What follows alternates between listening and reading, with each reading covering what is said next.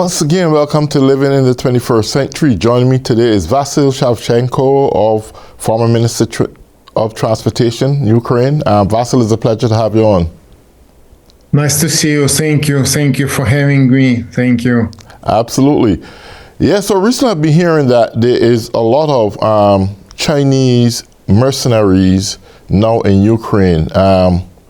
What issues and problems now Ukraine is really faced with having these kind of mercenaries on the boundaries? Russia has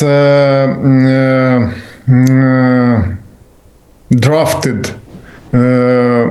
from the Russia Federation and from different countries many mercenaries. First of all, it's mercenaries from, for example, Arab countries, from Chinese, from China, from North Korea, and the other countries. We know that at the Russia side are fighting against Ukraine's forces, officially Northern Koreans. They are officially, it's North Korea's army. And lately we could see that Ukraine's fortifications are being stormed by different nations. And a few days ago, we saw that stormtroops of Ukraine managed to capture two Chinese soldiers whose current citizens of China. And then after that, we saw the investigations that Russia has a system which is inviting to join to Russia army in China and around the world. And because of it, we can see that they are sending them to die in Ukraine's fields. But Ukraine forces are struggling against all these mercenaries. And now, better to say, a few days ago, Ukraine's president informed world society that inside of at the battle line now against Russia, against Ukraine, are fighting more than 200 Chinese. And concerning these questions, Ukraine's president addressed to China and ordered to investigate it. Ukraine's foreign relation officials, because it's a scandal. And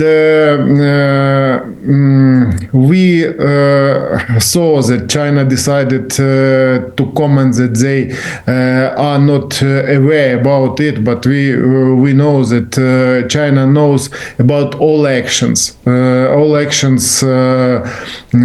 concerning their citizens, and we are sure that they know that these mercenaries were invited by Russia's military officials who has opportunity to invite in China, and they have their own accounts in the different social nets, and they are demonstrating that how they are fighting in Ukraine and how they will go, and all the systems are working. We don't know what the reason to send Chinese to fight here. First of all, I think that they are interested to know last technologies are being used at the battlefield, because current war is changing every day. For example, if we spoke yesterday about drones, which are extremely effective against tanks and armored vehicles and infantry, and drones, different system. And now, for example, we are speaking about drones which are connected with a pilot through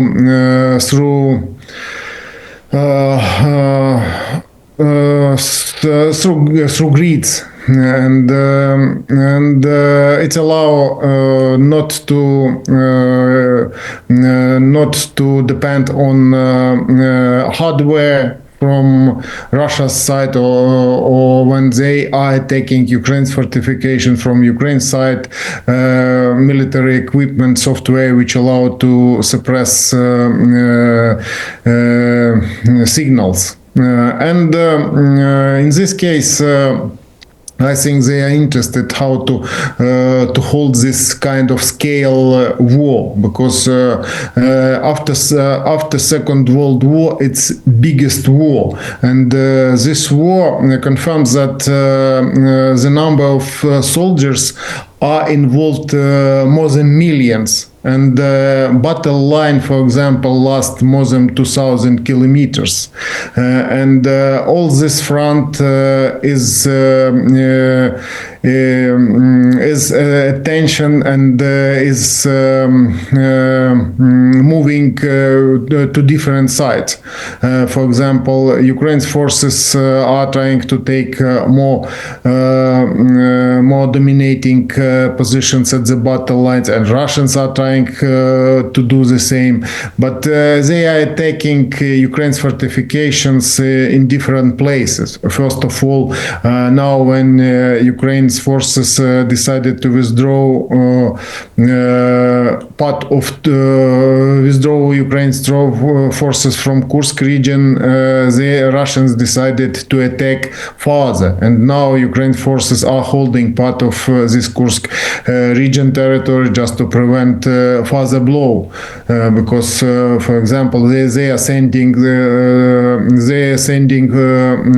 reconnaissance groups, a small reconnaissance group, just to capture territory or settlements, and to have opportunity to pose threat for flanks, for example. And I think that because of it, Chinese and other armies from around the world are interested in knowing last technologies, and are interested in being in center of battlefield just to inform own military officials which are interested in last information, and last type of tactics are being used at the battlefields. And because of it, I think they decided to send it, and they haven't recognized that the soldiers are officials. They commented that they are volunteers. Now we know that it's mercenaries. Yeah, one of the things I'm really concerned about is that recently it appears that Ukraine is not getting the support it needs from the United States. Maybe it's cut off or partially cut off, that I don't know. The other thing is that the Russian army seems to be depleted, and they are now sourcing manpower from China or North Korea or wherever they're getting it from, along with assistance from Iran. Now, I know that Ukraine is getting a lot of promises from the European allies, but it seems at this time that you need more than just promises. You need some manpower, physical manpower, boots on the ground to help execute your strategic plans in this war. What is Zelensky doing to combat this surge of Chinese coming in on their boundaries and having to fight the Russians? It's like a wave just coming through at one point of time. You need manpower, you need boots on the ground, you need the European nations to step in now physically, not just giving support and military equipment, but you need physical support as in manpower.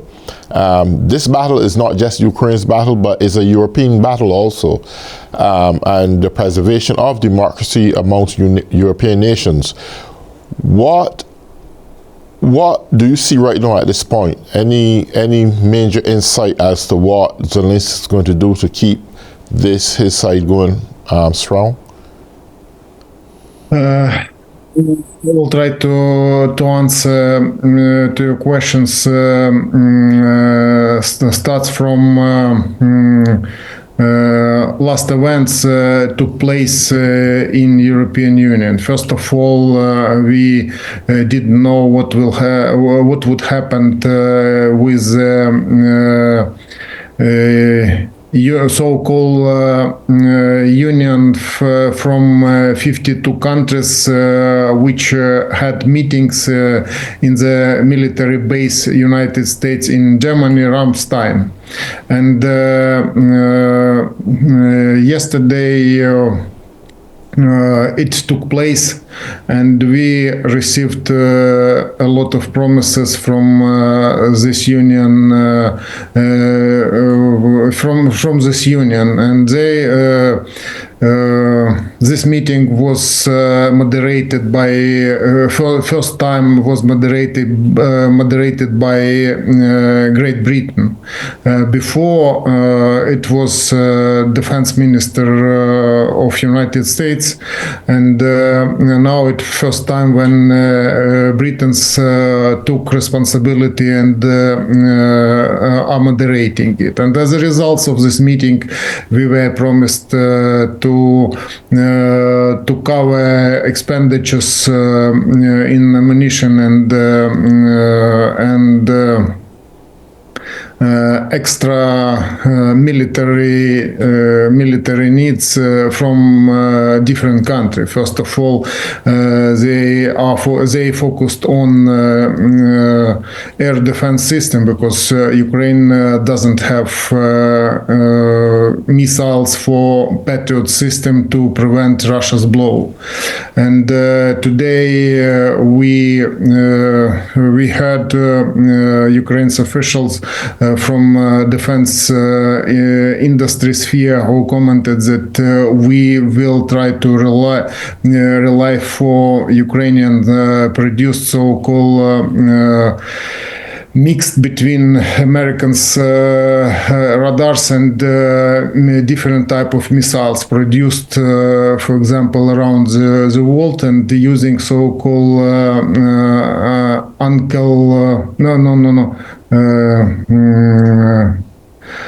mixed these missiles, and now it works, and Ukraine forces managed to use it short range, middle range, and long range missiles.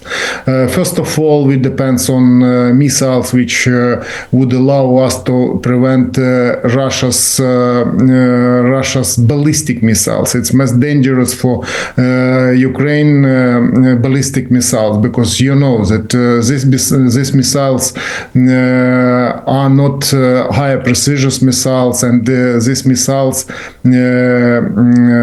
rebuilt from ground to air. And last blow, they decided to inflict to native President city, and they killed more than 20 people, nine children. One of them is toddler, and I think that they decided to use against civilian cluster ammunitions. And because of it, were killed more than 20 persons, and about 80% were wounded. And they are using this kind of missiles, and they are using, for example, cluster ammunitions from drones against civilians, and they are using against key ones, for example. Now we have warning to be careful when you see you see similar to grenades things, and not to touch it. And I think that it's most important challenge for Ukraine, because Russia's army, it's not army which is respected. It's army which has had a person who's accused in kidnapping, and person who has nothing common with people who's living in developed countries. It's autocrat leaders, and they are committed the idea to eliminate and to threat their missiles, their weapon. And now this questions is on stake, and middle range and short range missiles we will receive from European partners, or will produced in Ukraine. And now Ukraine's forces are focused on producing more weapon in Ukraine, and we are able to produce up to 50% military equipment and ammunition we are consuming to use at the battlefield in Ukraine. And we hope our partners will provide it. And then concerning the second part, your questions about manpower, you remember that European partners discussed questions concerning sending to Ukraine so-called peacekeeping troops. But now this question is not actual, because we have full-scale war. After conversation concerning ceasefire, Russians have done nothing. They are not interested in ceasefire, because they are interested in discredit United States president, who decided to communicate with them, who appointed special envoy, and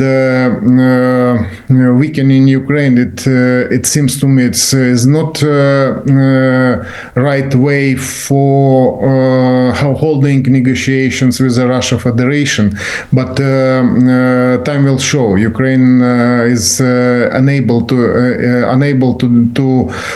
persuade United States officials that the only way to make them to hold negotiations, it's threats to defeat them. The only way. Yeah. So one thing I still don't understand now. We understood from the very get-going of this war that it was essential to have long-range missiles. The short-range missiles could just do that much and no more. And it don't seem that they are taking the kind of effect that they want. With 3 years into this war, I think the whole strategic plan, I mean, this is just my opinion here in this case, need to be revisited, because you want to end this war. You don't want this war going on 4, 5, 6 years down the road, and then a depletion of European allies, assistance start to fade, and then Ukraine holding everything in its hand. Why not could factories or the government start considering making long-range missiles that can penetrate deep into the Russia territories and destroy a lot of their manufacturing companies, whatever the case may be, of military equipment, and try to bring this war to a drawdown? You have to cripple Russia. I believe it's crippled by now. That's why they're sourcing Chinese and North Koreans and people from Iran and so forth, and Belarus. If that happen, is Ukraine have some strategic plan of crippling Russia? Because short-term missiles ain't gonna get the job done. We need long-term missiles to accomplish that job. Yes, we understand because of diplomatic decisions and so forth that you weren't allowed to get, that was American state in this, that you weren't allowed to penetrate deep within the borders of Russia. That was Joe Biden's opinion. He didn't want to inflate the war anymore. We can look at from this standpoint, America seems not to be giving the attention to the war or giving the support you need. Far from that, I don't even think they're that close allied with the European Union anymore. Why can't Ukraine and its allies say, you know what, let's go deep into this thing, let's cripple Russia once and for all, and start to reclaim our nation. What do you think about that? I think that in this case, Ukraine relies for produced inside of Ukraine long-range mix between drones and missiles. It's a type of drones which are equipped more powerful engine, and it has speed about 1,000 kilometers per hour. And Ukraine have tested it, and Ukraine has own produced long-range missiles. But Ukraine, it's Neptune second. Ukraine have tested it, and you could see that Ukraine eliminated Russia's refinery, because we know that Russia's making money at the exporting oil and exporting different type of energy resources, and to prevent their opportunity to make money, Ukraine's forces are hitting their refinery, pipelines, and military plants. And after agreement concerning stop shelling energy company, Ukraine stopped shelling these missiles, but focused on only at the military producing companies. And we have long range, and we have short range and combat drones, but it is not enough to prevent the air blow, because they are being supplied from Iran, from China. For example, you know that 90% military equipment or spare parts they receive from China, and we know that China supports them, and Iran supports them to produce drones, and because of it we are unable to produce this kind of number and this number of drones, and because of it Ukraine forces managed to install so-called suppressing hardware, which allow, for example, more than 70 Russia's drones to suppress, and they are falling down, and part of them must be intercepted, so-called combat fire groups, which are every night are hunting for these drones, for Russia's drones. And them concerning long-range drone with new type of engine is impossible to produce too many to have opportunity to hit. And them we can see that the battlefield is not moving to Russia side or to Ukraine side. We can see that it's vulnerable, and we can see that they are trying to send more and more infantry soldiers, storm groups, but they are unable to break through Ukrainian defense line. It means they switched on for bombing civilians, for bombing cities, and are launching 1,000 drones every night. For example, example, they are going to have to reach 500 drones every night to bomb civilian cities, killing civilians and hitting energy infrastructure. Because according to the agreement, they didn't confirm. Russians didn't confirm that they are ready to stop shelling energy infrastructure like it was done Ukraine. Ukraine stopped shelling, but they answered that they have extra question to United States. It's the same question we discussed with you, maybe a little bit in our previous conversation, because they are interested in demanding more and more advantages in this sphere, using Ukraine, using so-called conversation concerning rare earth metal deal, using different type of relation with China, because it's type of waging war, weakening, and they decided to act, especially when United States President decided to impose sanctions. They decided to act more closer and to communicate this with Mr. Witkov to discuss so-called future deals with the Russia Federation. But you must understand that, and our friend must understand that Russia doesn't have good infrastructure to transport this material and to extract it, because it's extremely expensive. And which company will invest in the Russia when Russia is in war, when Russia is under sanctions? Which company will risk to cooperate with company which has captured foreign companies' property and assets? And because of it, this conversation can take place, but I cannot see.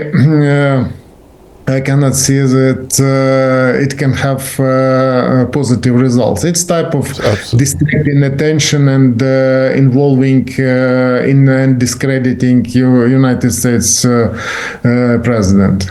Okay, Vasil, we come to the end of our program. The time sure flies pretty quickly, but we'll see each other in the near future again. Until then, take good care of yourself and all those who have been tuning in and living in the 21st century. Enjoy your day.